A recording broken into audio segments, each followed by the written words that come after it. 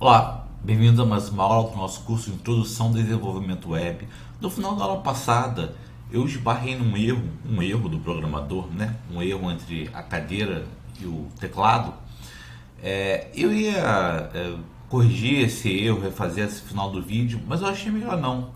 É interessante deixar para mostrar como nós cometemos erros simples. É muito comum cometer erros simples. E a gente tem que não tentar evitar cometer erros simples. Isso é impossível. Claro, você pode tentar evitar, mas você vai cometer erros simples. A questão é saber encontrar, ver o que errou e reverter. Então aqui eu vou mostrar o que eu errei, foi uma coisa boba, e vamos mostrar como buscar por esses erros. E uma forma de fazer isso, que é fazer o debug do código, aqui é um código muito simples, mas uma forma de fazer o debug, uma ferramenta muito útil, é o console.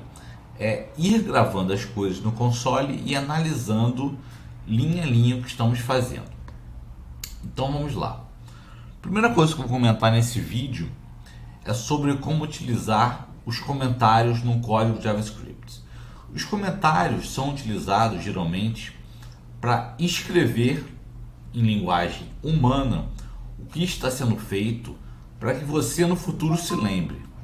É muito comum pensar, no futuro eu vou lembrar o que eu fiz, certo? E aí no futuro você volta para o código e não lembra o que fez. Ou então tem que pensar também que outras pessoas vão ler o seu código. E quando o código é muito grande, é complicado para o outro programador entender a lógica. Então você comenta trechos importantes. Aqui a gente vai comentar linha por linha. Isso aí dificilmente você vai escrever um código comentado linha por linha, mas só por questões didáticas, nesse código a gente vai comentar linha por linha. Como é que a gente comenta? Um barra, e o que eu escrevi aqui vai ser solenemente ignorado pelo navegador ou pelo interpretador JavaScript. JavaScript hoje pode ser executado fora dos navegadores também, por exemplo, em Node. Mas aqui está sendo executado ou interpretado pelo navegador. Então, vamos lá. Nessa primeira linha, o que eu fiz? Certo? Eu criei uma variável principal que vai receber o elemento roots. Aqui. Aqui eu criei uma variável H1, certo? Mas vamos dizer o seguinte: eu criei um elemento H1, certo? Um elemento, não o elemento. Um elemento porque foi um elemento. E joguei na variável H1 que foi criada junto. Certo? O texto, você que escolhe o que você vai escrever. Você tenta escrever algo que você compreenda depois do que você fez. Aqui eu alterei algumas propriedades do elemento H1, certo? Aqui mostrei no alert o primeiro filho do elemento principal. Agora vamos ver o meu erro, certo? Qual é o primeiro filho do elemento principal? O elemento principal é esse aqui, quer dizer, né? A variável chama principal. O elemento é o elemento raiz. Eu falei elemento principal, não falei errado. O elemento é o elemento raiz. Ele está guardado na variável principal. Logo, a variável principal é o elemento. É um elemento porque, né, é o elemento raiz. Então, qual é o primeiro filho dele? Nenhum, certo? Ele não tem filho. O filho entraria aqui, só que está vazio, não tem nada aqui. Então tá certo. Quando ele executou, ele executa em ordem. Deixa eu mostrar aqui. O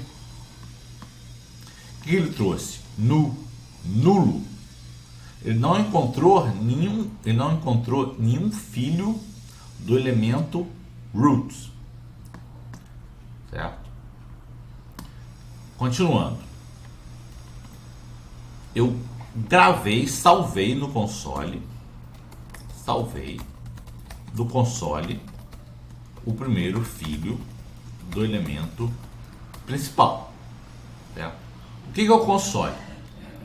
O console faz parte das ferramentas do desenvolvedor.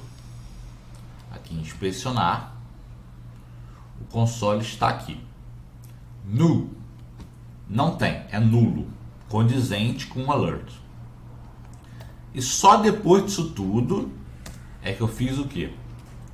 Eu coloquei como primeiro filho do elemento principal. Novamente, estou botando o elemento principal, mas entendo que é o elemento raiz da variável que eu chamei principal. Botar aqui roots, melhor, vamos ser mais correto, do elemento roots. Já que eu dei o nome dele, dei o ID dele de roots, botar roots, do elemento roots, um elemento H1, ou o elemento H1 criado, certo?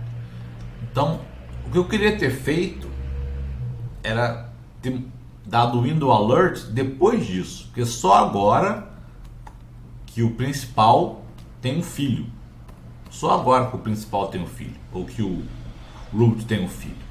Então, se agora eu der console log principal first child, agora sim, vamos lá ver. Veja que eu tenho que dar o reload, o alert. Agora ele me trouxe, ó, H1. Ele me trouxe qual foi o primeiro filho do elemento root. E aí, se eu der clicar nessa setinha, ele me mostra todas as propriedades, os métodos e os eventos. A gente não falou de evento, falar de eventos ainda. Eventos e métodos meio que se confundem. Vou fechar ele aqui.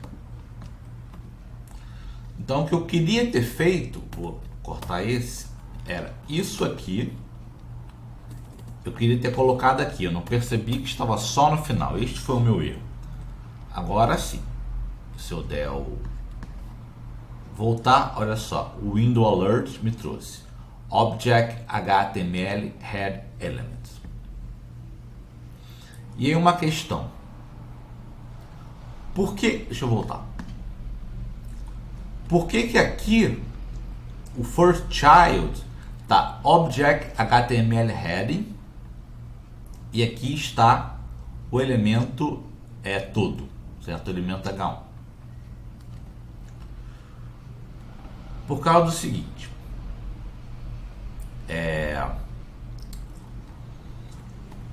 quando eu coloco principal.firstChild, é o elemento em si, certo? É o elemento. Esse window alert, ele espera colocar aqui uma string. Ele está esperando, deixa eu dar um Ctrl X, uma string, certo? Vou voltar aqui, uma string. O que ele exibe é uma string. Então, o que o navegador está fazendo é explicitamente executando um método chamado toString. Todo objeto tem esse método toString que converte o meu objeto para uma string. Então, ele está convertendo este elemento para string. Aqui não. Aqui ele está trazendo o objeto, o elemento. Não está convertendo para string.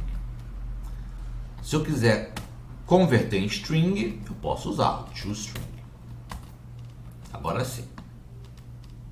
Veja que está a mesma coisa. Ele converteu numa string.